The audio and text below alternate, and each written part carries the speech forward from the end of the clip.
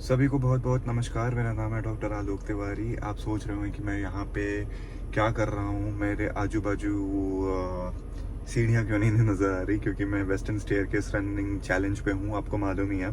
जिन्हें नहीं मालूम है उनको बता देना चाहता हूँ कि वेस्टर्न स्टेयरकेस 33 फ्लोर का एक माला हमें चढ़ के जाने का है। वहाँ पे हम we are not using any kind of elevators और एनी काइंड ऑफ हेल्प। तो ऐसा एक चैलेंज आया हुआ है और ये वेस्टिन एक नामक होटल है जो कोलकाता में स्थित है। वहाँ पे 300 लोग पार्टिसिपेट कर रहे हैं। तो मैंने और मेरी टीम ATFS ने भी उसमें इनरोल करा रखा हुआ है। बस हमारा तो यही है कि हम जितने सारे मेडल्स हो सके हमारे अपने टीम ही लेकर के आ जाए। तो ऑफ कोर्स 33 मंजिला तक चलना तो बच्चों का खेल है नहीं। तो इसलिए मैंने पूरा एक ट्रेनिंग प्रोटोकॉल अपने लिए समराइज करके रखा हुआ है और मैं उसको फॉलो भी कर रहा हूँ। ट्रेनिंग का शेड्यूल का ये डे 4 है, जहाँ पे मैंने का पूरा दिन है क्या किया है, रिकवरी करी है। और आप सोचोगे कि रिकवरी क्या है, मतलब मैं तो बोलूँगा रिकवरी सबसे इम्पोर्टेंट पार्ट है। ट्रेनिंग अगर 50% है तो 50% रिकवरी को भी देना चाहिए। अगर आप रिकवरी नहीं करते हो तो बहुत सारे प्रॉब्लम्स आ सकते हैं। क्या प्रॉब्लम्स आ सकते हैं उनके बारे में हम लोग इस वीडियो में जानेंगे। पहली बात तो ये समझ लीजिए कि recovery part and parcel of the process है। मैं नहीं कोई भी जो हाई इंटेंसिटी वर्कआउट करता है, जैसे रनिंग कर सकते हो आप, या फिर स्टेयर के जो मैं हम लोग कर रहे हैं वो कर सकते हो आप। वेट लिफ्टिंग के दौरान भी ये सारे थोड़े बहुत इंजरीज आ जाते हैं और रिकवरी उसमें भी इम्पोर्टेंट ही होती है। तो आज के वीडियो में हम लोग जानेंगे कि मसल रिकवरी और टिश्यू हीलिंग का प्रोसेस क्या है। दूसरा कि जो मैं अभी मीडियल नी पेन फील कर रहा हूँ, तो नी इंजरीज भी बहुत कॉमन है। तो नी इंजरीज का रूट कॉज क्या है, उसको कैसे फिक्स करें। और थर्ड जो सबसे इम्पोर्टेंट है, मैं कुछ चीट कोड्स बताऊंगा जिससे आपकी रिकवरी भी बहुत फास्ट हो जाएगी। अगर आप मुझे सुन रहे हैं, आप स्पोर्ट्स पर्सन है या फिर एथलीट है या फिर आप ऐसे कोई प्रोफेशनल है जैसे मेरी तरह जो स्पोर्ट्स खेलना चाहते हैं फिट होने के लिए रिक्रिएशनली, तो फिर आपके लिए वीडियो है, अंत तक जरूर देखना। बहुत ही मजा आने वाला है। मैं लेमैन की तरह कोई बातें नहीं बोलने वाला, रटी रटाई बातें नहीं बोलने वाला। मैंने अपना नोट्स प्रिपेयर करा हुआ है, ठीक है। मैं जो भी बातें बोलूंगा फैक्ट्स के साथ बोलूंगा, मेडिकल बैकअप के साथ बोलूंगा। लेटेस्ट जो रिसर्च गाइडलाइंस होती हैं उसको बोलूंगा तो मैं कोड कर दूंगा, लेकिन कोड करने में अननेसेसरी यहाँ पे मेरे को एडिटिंग में टाइम देना पड़ेगा, तो मेरी कंसिस्टेंसी में फर्क पड़ेगा। But still I will do my best to make you understand. तो सबसे पहले हम लोग ये देखते हैं कि वाई रिकवरी इज क्रूशियल। तो रिकवरी क्रूशियल ये है कि वो बेसिकली ना 3 मेजर प्रॉब्लम हो सकता है अगर आपने रिकवरी नहीं करी तो। पहला प्रॉब्लम क्या हो सकता है कि मसल का रिपेयर से ज़्यादा मसल का ब्रेक डाउन हो जाएगा। आप इस चीज़ को समझो, जब भी आप एक्सरसाइज करते हो या फिर आप कभी भी इंटेंस आपने कोई वर्कआउट परफॉर्म करा तो मसल का ब्रेक डाउन होता है। मसल का ब्रेक डाउन के बाद मसल प्रोटीन सिंथेसिस को एक्टिवेट करता है और मायो सैटेलाइट्स होता है, सैटेलाइट सेल्स होते हैं जो मसल में जो माइक्रो टीयर्स होते हैं उसको फिलअप करते हैं और मसल को वापस से ग्रोथ कराने के लिए स्टिमुलस देते हैं। अगर ग्रोथ ये सैटेलाइट्स हमने बनने ही नहीं दिया और उससे पहले ही हमने फिर से मसल को वैसे ही स्टिमुलस दे दिया, मसल को फिर से मार पड़ गई, मसल में फिर से माइक्रो इंजरीज माइक्रो टीयर्स आ गए, तो फिर वो रिकवरी कंप्लीट नहीं हुआ। तो यहाँ पे मसल का ब्रेक डाउन ज़्यादा हो रहा है और मसल का सिंथेसिस नहीं हो पा रहा। तो ऐसे कंडीशन में मसल बर्न आउट कर जाता है और हमारे को फायदा नहीं हो पाता, रिपेयर करने का समय नहीं मिलता है ना। दूसरा मैंने जो पिछले वीडियो में भी बताया था डे 3 वाले वीडियो में, EPOC, excess post exercise oxygen का कंजप्शन, ठीक है, यानी कि ऑक्सीजन डेप्थ, ऑक्सीजन का कर्ज अदा करना बहुत इंपॉर्टेंट है। ऑक्सीजन जो हमने पहले स्टार्टिंग में ले लिया था एरोबिक साइकिल में, वो एरोबिक साइकिल तो कुछ ही टाइम के बाद ही खत्म हो जाता है। तो फिर हम लोग एनारोबिक साइकिल का मदद लेते हैं हमारे को थोड़ा सा एनर्जी प्रोवाइड करने के लिए। इन दिस केस हमारे लिए लैक्टिक एसिड की जो बात होती है, लैक्टिक एसिड एक्यूमुलेट हो जाता है। लैक्टिक एसिड एक्यूमुलेट हो जाने के बाद उसको फ्लश आउट करना मसल से बहुत ज़रूरी है और ATP का रेप्लेनिशमेंट करना भी बहुत ज़रूरी है। इसीलिए एक्स्ट्रा ऑक्सीजन का डिमांड बॉडी चाहिए होता है, बॉडी को चाहिए। और जैसे कि हमारा जहाँ पे इंजरी हो रखा हुआ है, नी पेन में इंजरी हो रखा हुआ है, तो वहाँ पर भी ऑक्सीजन जो टिश्यूज हील हो रहे हैं उनको पूरा का पूरा ऑक्सीजन चाहिए होता है, बहुत टाइम तक चाहिए होता है, जिसको मैंने बताया भी था एनालेक्टिक फेज। तो एनालेक्टिक फेज को पूरा कंप्लीट नहीं होने देते बहुत सारे एथलीट्स, जो जिसकी वजह से वो एक्सेस फिर से इंजरीज फेस करते हैं। तो रिकवरी प्रोसेस में एनालेक्टिक फेज का बहुत बड़ा योगदान है। जिन्होंने ये वीडियो नहीं देखा है, डे 3 वाले वीडियो में मैंने EPOC को बहुत अच्छे से समझा रखा होता, प्लीज उसको जाकर देख लीजिएगा। तीसरा प्रॉब्लम अगर हम लोग रिकवरी नहीं करते हैं तो वो हो सकता है जॉइंट और कार्टिलेज में स्ट्रेस पड़ना। जैसे जब हम रनिंग कर रहे हैं या फिर सीढ़ियाँ चढ़ रहे हैं तो पैटोलर फिमोरल जो जॉइंट होता है, जो पैटेला जो एक वो बोन है ना जिसको नी कैप भी कहते हैं आम बोलचाल की भाषा में, तो वो अलाइनमेंट उसका बिगड़ जाता है। बट हम लोग सीढ़ियाँ चल रहे हैं, आप देख ही रहे हो कि मतलब बहुत ज़्यादा उस पर स्ट्रेस पड़ रहा है तो अलाइनमेंट बिगड़ जाता है। साइनोवियल फ्लूइड जो कि जॉइंट्स के बीच में एक फ्लूइड होता है उसका डिप्लीशन हो जाता है, ठीक है। तो लुब्रिकेशन मेंटेन नहीं हो पा रहा और नी पेन हो रहा है, तो उसके लिए मतलब हमारे को ना ये भी ध्यान देना पड़ता है कि अगर हमारे किसी भी वर्कआउट के बाद हमारे को नी पेन हुआ है तो इसका मतलब ये है कि, माफ़ करिएगा एक फ़ोन आ गया था। हम डॉक्टर्स की लाइफ थोड़ी सी ऐसे ही चलती है, कोई ना कोई फ़ोन करता ही रहता है। और ये वीडियोज़ बना पाना, देखो ना मतलब आधी रात को मतलब मुझे वीडियो शूट करना पड़ रहा है, वो भी अपनी गाड़ी में बैठ कर लाइट के इस प्रेजेंस में, क्योंकि घर में जाऊँगा तो फिर मैं अभी आलस में वीडियो नहीं बना पाऊँगा।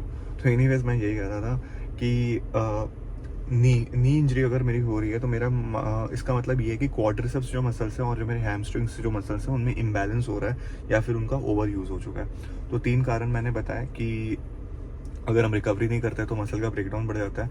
ईपीओसी हमने जो कंजम्पशन था, ऑक्सीजन का कंजम्पशन, वो चीज़ नहीं कर पाते तो लैक्टिक एसिड का अक्यूमुलेशन होने लग जाता है, जिसकी वजह से एनर्जी रिस्टोर नहीं हो पाती। और तीसरा मैंने बताया कि जो पैटेलर फिमोरल जॉइंट्स हैं, जो कि मेरे कंडीशन में भी हो रखा, मसल सोरनेस है, मेरा इंजरी तो मैं नहीं कहूँगा, सोरनेस है, और आज के रिकवरी के बाद वो भी सोरनेस जा चुका है। तो कल मैं फिर से ट्रेनिंग करूँगा। और तीसरा वही है, मैंने बताया कि अगर नी में पेन हो रहा है तो हमारे हैमस्ट्रिंग्स और क्वाड्रिसेप्स में इम्बैलेंसेस हैं। तो हाँ, तो मैं चीट कोड्स के बारे में बातें कर रहा था कि चीट कोड्स क्या क्या है। तो सबसे पहले देखिए 2 चीज़ें होती हैं, एक कंप्लीट रेस्ट होता है और एक होती है एक्टिव रिकवरी। कंप्लीट रेस्ट मतलब तो आप समझ ही रहे हो कि आप पूरा ही चल फिर नहीं पा रहे हो, आप बेड पे लेटे हुए हो, वो कंप्लीट रेस्ट हमें नहीं करना। अगर थोड़ी बहुत भी इंजरी हो रही है तो हमें एक्टिव रेस्ट पे रहना है। एक्टिव रेस्ट का मतलब ये है कि हम लोग डेली एक्टिविटीज अपनी परफॉर्म कर रहे हैं, बस स्टर्नर्स कोई एक्सरसाइज नहीं कर रहे हैं। तो ये हो गया एक्टिव रेस्ट, मतलब पूरा रेस्ट लेने की जरूरत नहीं है।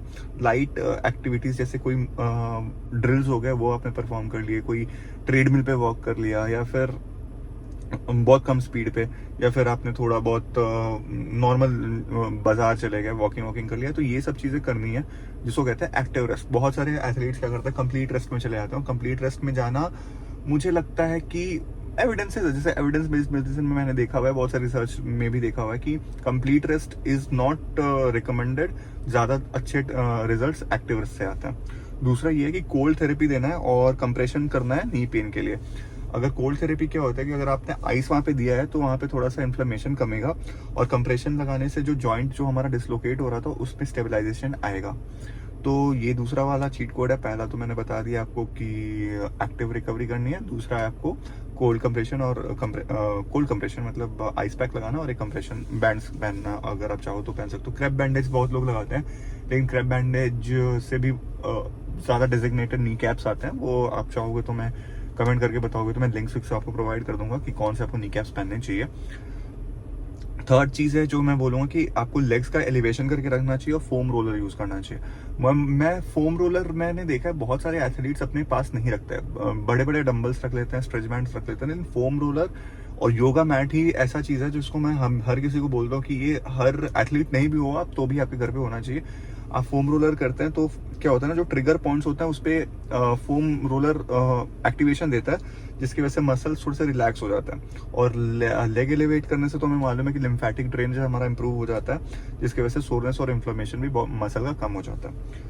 चौथा मैं बोलूँगा जो सबसे इम्पोर्टेंट है, एक्चुअली में सबसे इम्पोर्टेंट है कि वो न्यूट्रिशन में आपको प्रोटीन का इंटेक रखना है।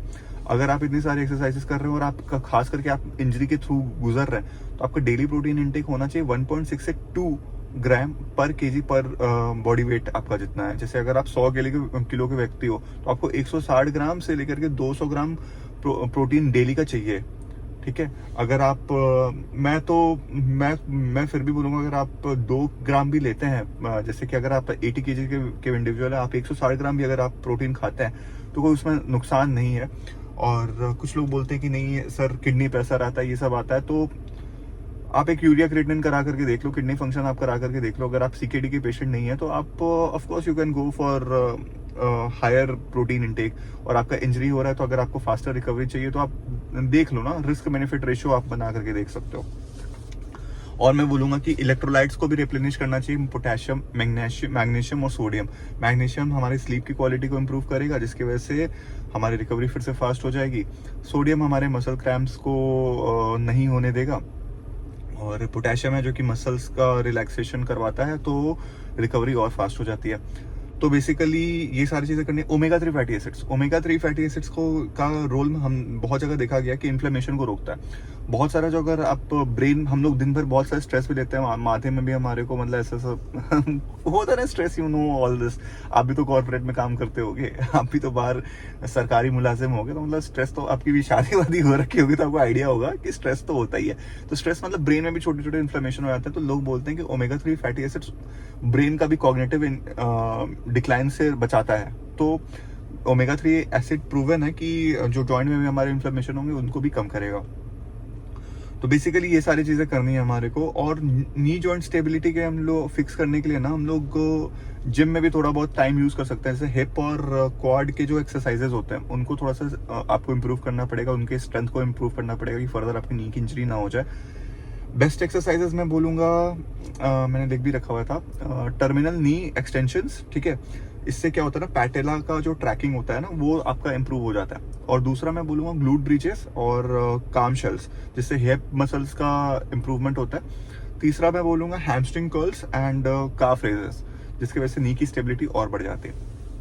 तो फाइनली इस पूरे वीडियो का सार यही है कि आप जितना ट्रेनिंग को सीरियसली लेते हो उतना ही आपको रिकवरी को भी सीरियसली लेना है। अगर आप भी स्टेयर क्लाइंबिंग कर रहे हो, रनिंग कर रहे हो, या फिर किसी भी इंटेंस ट्रेनिंग के प्रोसेस में हो, तो आपका नी पेन हो सकता है। तो ये रिकवरी आपको अच्छे से ध्यान देना चाहिए। जो भी मैंने वीडियोस में बोला, आपको सारे चीज़ों को फॉलो करना चाहिए। आपका कोई भी डाउट है, आपको किसी भी प्रकार का कोई पेन है, तो आप नीचे कमेंट करके मुझसे पूछिए, मैं आपका हेल्प पूरी तरीके से करूंगा, ठीक है। साइंस की बैकिंग है हमारी, फिजियोलॉजी की पूरी अंडरस्टैंडिंग है। हम लोग चाहते हैं कि स्पोर्ट्स में हमारी जो रुचि है उसको और बढ़ाए और एक फिट लाइफ की तरफ हम लोग अप्रोच करें।